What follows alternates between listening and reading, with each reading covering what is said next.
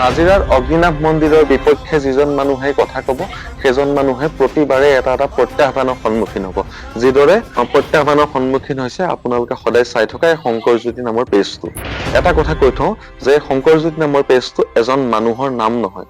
তো ইয়াতে বহুতো মানুহ জড়িত হৈ আছে। গতিকে আমি তেনেকুৱা যিবিলাক প্ৰত্যাহ্বান সেই প্ৰত্যাহ্বান বিলাকলৈ কেতিয়াও ভয় নকৰো। যিটো সঁচা কথা সেইটো সদায় ক'ম। আজিও আকৌ কৈছো যে শিখা মজুমদাৰ বেজবৰুৱা হয় মানসিক ৰোগী, নহয় তেওঁ পাব্লিচিটি ষ্টাণ্ট কৰি তেওঁ এটা ব্যৱসায় চলাই আছে।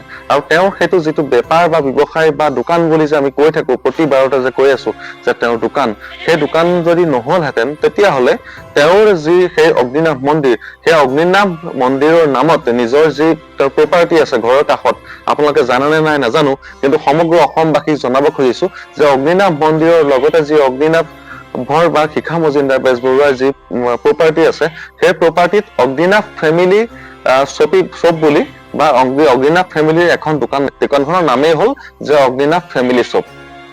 তাৰ মানে কি বুজিলে? শিৱসাগৰৰ যি শিৱদৌল বা যোৰহাটৰ যি হাতীগড় শিৱ দেৱালয়, সেই হাতীগড় শিৱ দেৱালয়ৰ কাষত কেতিয়াবা শিৱ মন্দিৰ বা হাতীগড় শিৱ দেৱালয় ফেমিলি শ্বপ বুলি দোকানৰ নাম শুনিছে নেকি আপোনালোকে? নাইবা শিৱসাগৰৰ যি শিৱদৌল তাত আপোনালোকে শিৱদৌল ফেমিলি শ্বপ বুলি দোকানৰ নাম শুনিছে নেকি? কেতিয়াও হয়তো শুনা নাই।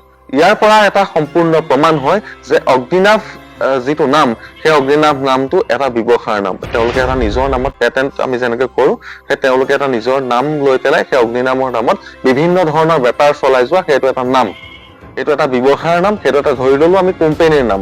তো সেই কথাটো কবলৈ যাওঁতে আমি যি ভয় ভাবুকিৰ সন্মুখীন হওঁ সেই ভয় ভাবুকিলৈ মই এতিয়াও কৈছো যে যোৰহাটৰ মাজমজিয়াত ৰৈ পেলাই মই আজিও কৈছো যে সমগ্ৰ অসমৰ পৰা যিকোনো চুকৰ পৰা অহা যিকোনো ধৰণৰ ভাবুকিৰ কাৰণে এই শংকৰজ্যোতি পেজটোৱে কোনোদিন কাহানিও ভয় নকৰে।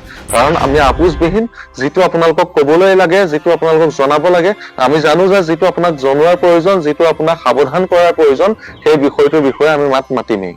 ভগৱানক আমি সদায় পূজা কৰো, ভগৱানক আমি সন্তুষ্ট কৰিবৰ কাৰণে তেখেতৰ চৰণত আমি শৰণাপন্ন হওঁ, কিন্তু কেতিয়াও আমি ভগৱানক নিজৰ সন্তানৰ দৰে লালন পালন নকৰো বা নিজৰ সন্তানৰ দৰে নাভাবো, নিজৰ প্ৰেমিক প্ৰেমিকাৰ দৰে নাভাবো।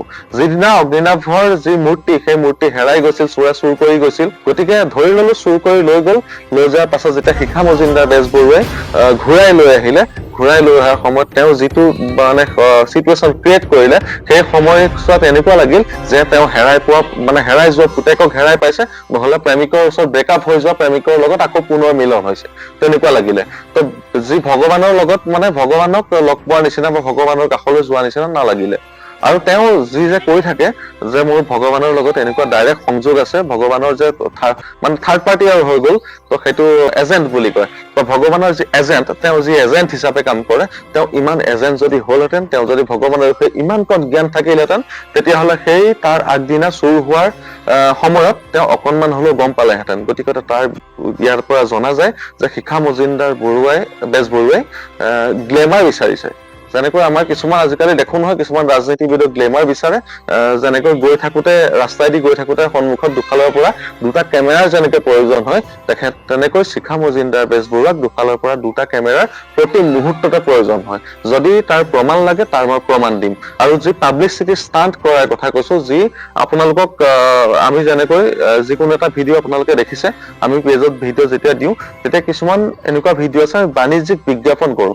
তো সেই যি বাণিজ্যিক বিজ্ঞাপন কৰা ভিডিঅ', তেনেকৈ শিখা মজুমদাৰ বেজবৰুৱাৰ যিবিলাক ভিডিঅ' আপোনালোকে নিউজ চেনেল, পৰ্টেল নাইবা যিবিলাক পেজত নাইবা ইউটিউবত আপোনালোকে পায়, সকলোতে চাব যে বাণিজ্যিক বিজ্ঞাপন যেনেকৈ কৰে শিখা মজুমদাৰ বেজবৰুৱাৰ যিখিনি ভিডিঅ', সেই ভিডিঅ'খিনি কিন্তু তেনেকৈ বাণিজ্যিক বিজ্ঞাপনৰ নিচিনা সম্পূৰ্ণকৈ টকা দি পেলাই তেওঁ সেই ভিডিঅ'খিনি কৰোৱায়। তেওঁৰ দুফালে দুটা কেমেৰা অহৰ্নিশে লাগি থাকে। সদৌ শেষত কৈছো, সেইসকল পুৰুষলৈ নাইবা সেইসকল মহিলালৈ যিসকলে নিজৰ ঘৰৰ ভিতৰত থকা যি সদস্য, সেই সদস্যসকলৰ পোহপাল দিবলৈ সক্ষম নহয়, যিসকলে নিজৰ ভিতৰত থকা যি গোসাঁই ঘৰ, সেই গোসাঁই ঘৰত সদায় পুৱা আৰু গধূলি এগছ চাকি জ্বলাবলৈ সক্ষম নহয়, সেইসকলে অগ্নিনাভ নাম লৈ পেলাই যি দৌৰা দৌৰি কৰি থাকে বা যি ভগৱানক ঘোষ দিবলৈ যায়, এবাৰ নিজৰ সনাতন ধৰ্মটো বচাবলৈ চেষ্টা কৰক, ফচাবলৈ নহয়। আপোনালোকে যি কাম কৰি আছে সেই কামখিনিয়ে আমাৰ যি সনাতন ধৰ্ম, সেই সনাতন ধৰ্মটো সদায় বদনাম কৰি গৈ আছে। আপোনালোকে আমাৰ ধৰ্মৰ বাহিৰে আন ধৰ্মবিলাক চাওক, কিমান একগোট, সদায় একমুঠি হৈ থাকে।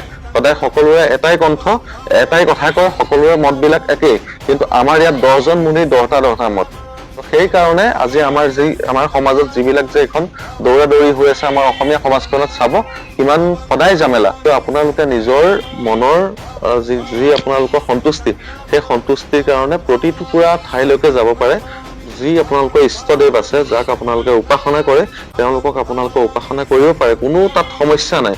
কিন্তু এনেকুৱা যিবিলাক ঠাই, সেই ঠাইবিলাকত য'ত অন্ধবিশ্বাসৰ প্ৰচলন হয়, আপোনালোকক কৈছো যে সেই মূৰত যি জটা বান্ধিছিলে, আগতেও সেই শিখা মজিন্দৰ বেজবৰুৱাই কৈছিলে যে কেঁচুৱা হ'ব, কেঁচুৱা হোৱাৰ পিছত সেই মূৰত যি জটা বান্ধে, সেইবোৰ সেই বহুত বছৰ পিছত, যি 8 বছৰ 7 বছৰ পিছত যিবিলাক মাক দেউতাকে বহুত দিনৰ মূৰত বুঢ়া কালত ল'ৰা ছোৱালী পায়, সেই তাহাঁতৰ মানে কি হয়, তাহাঁতি সেই বেছিকৈ পৰিচৰ্যা নকৰে, মানে আমাৰ সোণটোৱে কষ্ট পাব, কিবা পাব, সেইবোৰ নোধুৱাই নেমেলে, সেইকাৰণে ইয়াতে সেই আঠা জাতীয় কিবা কিবি ওলাই মেলি জটাটো বান্ধি যায়।